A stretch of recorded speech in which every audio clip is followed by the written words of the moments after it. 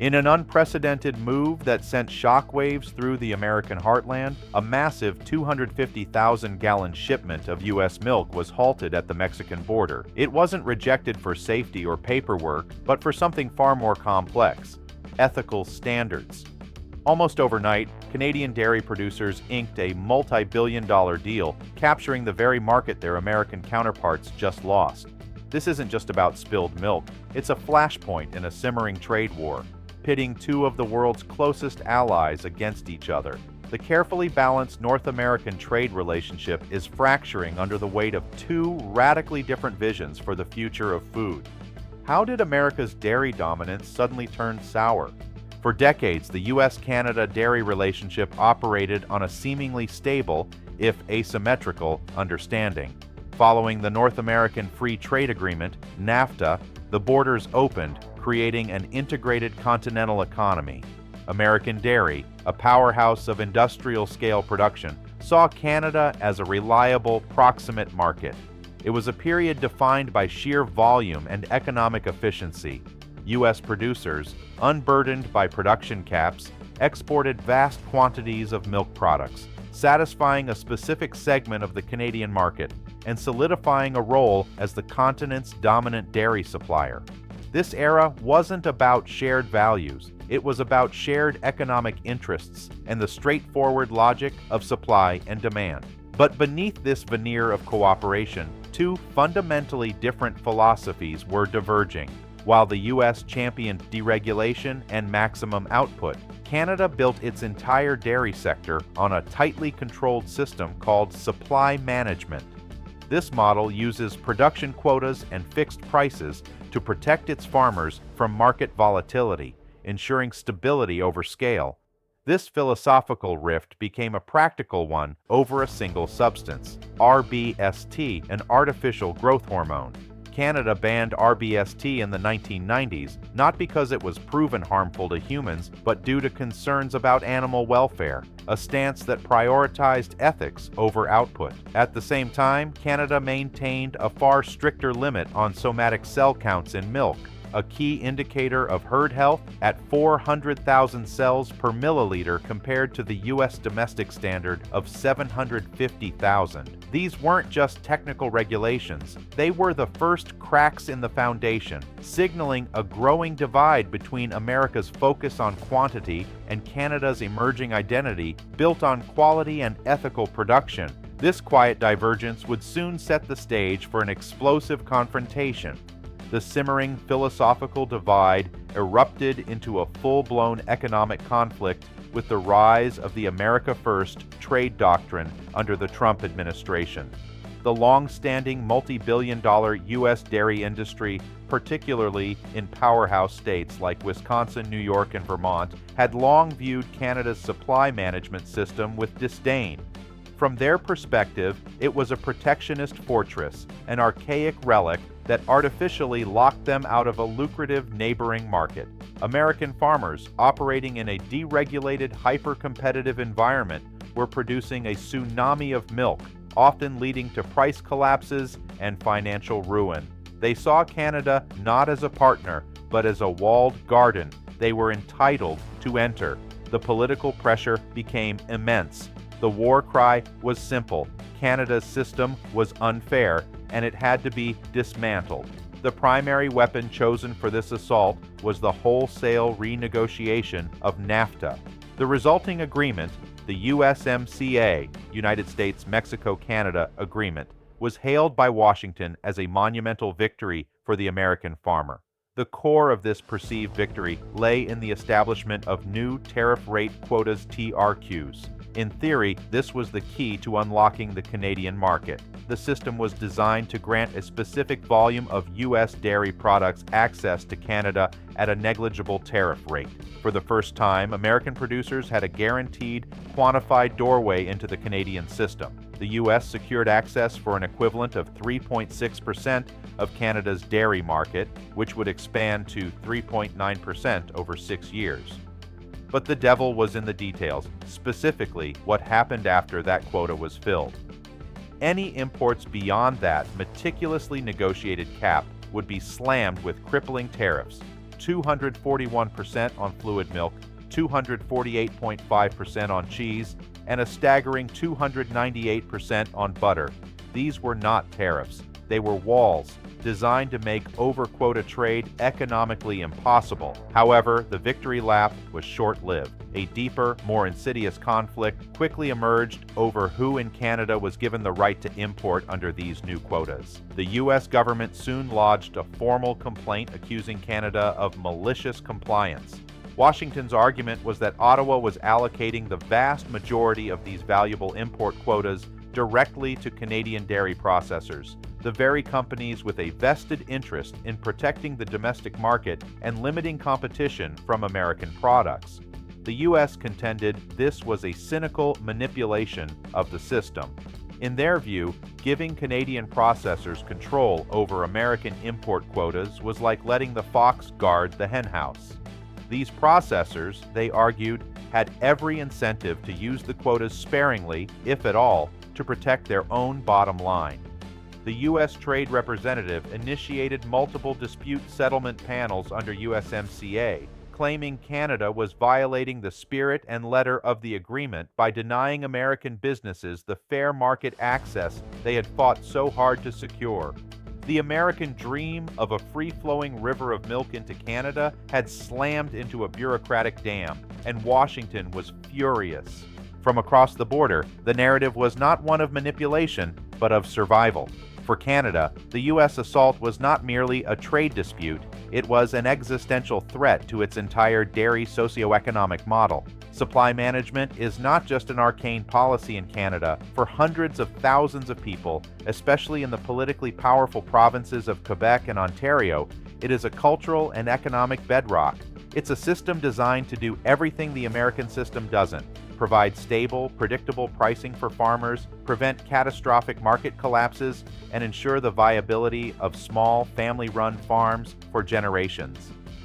It allows farmers to invest in their herds and equipment with confidence, knowing they won't be wiped out by the price volatility that plagues their American counterparts. This system, in their view, is what enables them to maintain their famously high standards: the complete ban on the artificial growth hormone RBST and the lower somatic cell count limits, which have become central to their national brand. Canada's response to the USMCA pressure was a masterclass in strategic defense.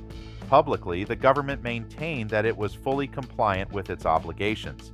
It argued that allocating TRQs to domestic processors was the most logical and efficient way to manage the flow of new products into their highly regulated system. Who else, they contended, had the infrastructure, distribution networks, and experience to handle these imports? Behind this legalistic defense, however, was an ironclad political resolve. Dismantling or even significantly weakening supply management would be political suicide for any Canadian government. The dairy lobby is one of the most powerful in the country, and the principle of defending it against American encroachment resonates deeply with a Canadian public wary of being subsumed by its larger neighbor. They saw the U.S. demands not as a call for free trade, but as an aggressive attempt to impose its industrial, volume-focused agricultural model onto a country that had consciously chosen a different path. More importantly, Canada shifted the battlefield from price to principle. Instead of just defending their policies, they went on the offensive by aggressively marketing the values behind their milk. The Canadian quality brand became a shield and a sword. They highlighted the absence of RBST, the superior herd health metrics, and the stability of their family farms. This strategy found its ultimate validation in the stunning decision by Mexico. When Mexico halted a 250,000-gallon U.S. milk shipment due to ethical concerns and simultaneously signed a massive import deal with Canada, it was a watershed moment. It proved that a new metric was entering the global trade calculus: trust. Mexico's move signaled that a growing number of consumers and governments were willing to pay a premium for products they perceived as clean, transparent, and ethically produced. Canada had successfully reframed the debate.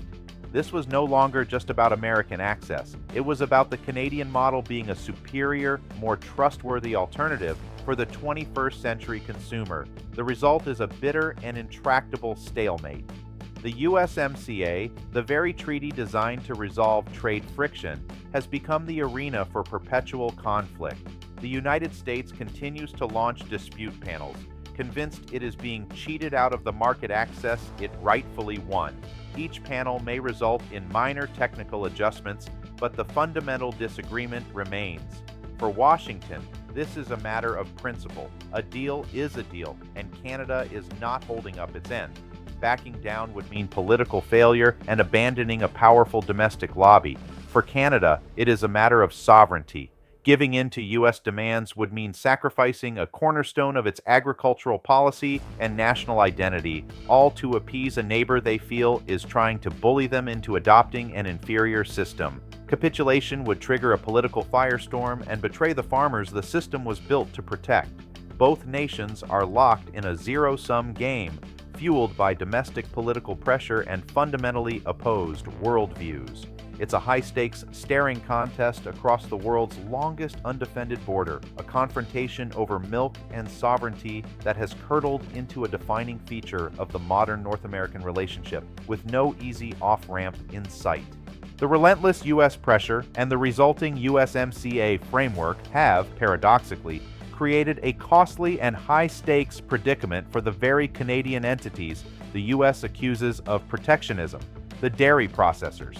These companies, from giants like Saputo and Agropur to smaller regional players, are now caught in an economic and political vice.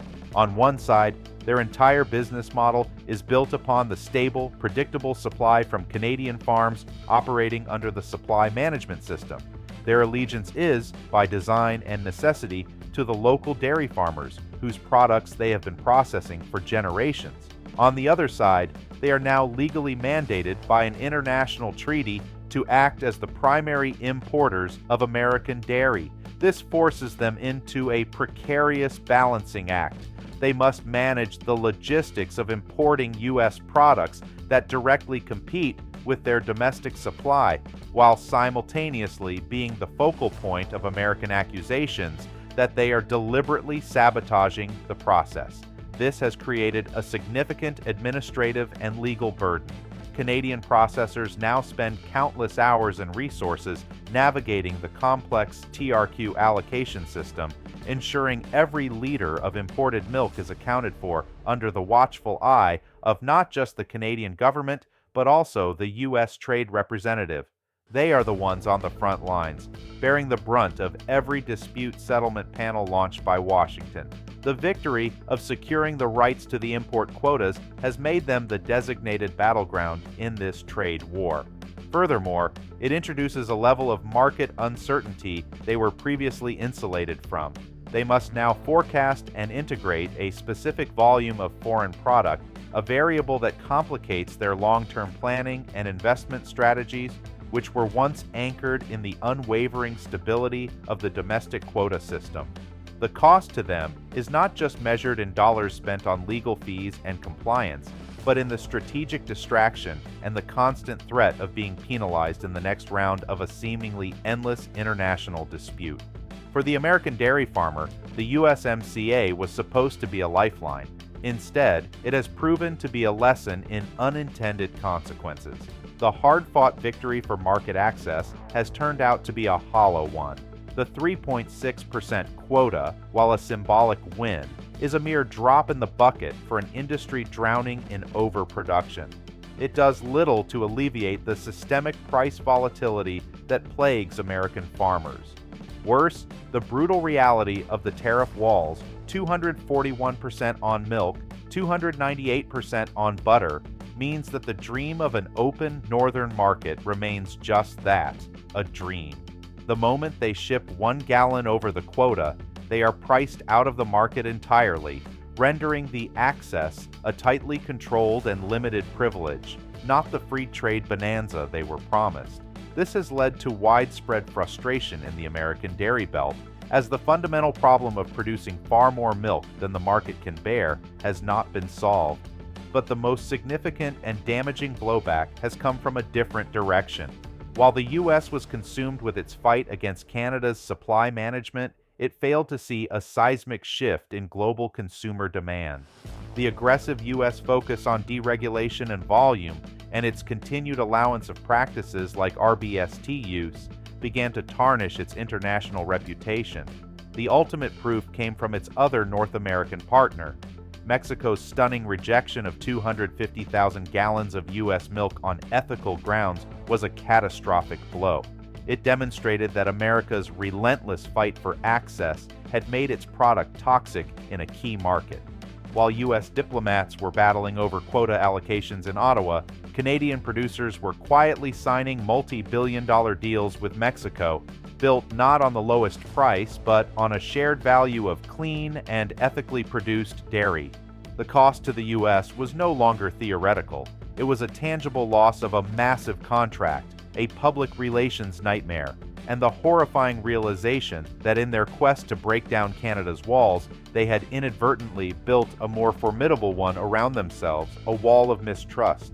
The United States remains locked in a battle for market access it believes it is owed, while Canada stands firm, defending a system it sees as economically essential and ethically superior. This bitter stalemate, born from two opposing visions of agriculture, has now pushed the entire continent to a crucial turning point. As global consumers and trading partners like Mexico begin to prioritize transparency and trust over sheer volume, the very definition of value is being challenged. North America is no longer just deciding the future of its dairy industry. It is forging its 21st century economic identity. As this new landscape takes shape, the fundamental question is no longer just about who has the better system, but what we truly want our trade to be built on. Will the future of our interconnected economy be defined by the relentless pursuit of the lowest cost, or will it be built on the invaluable currency of trust? If you found this analysis insightful, like this video, leave a comment with your thoughts and subscribe for more deep dives into the global economy.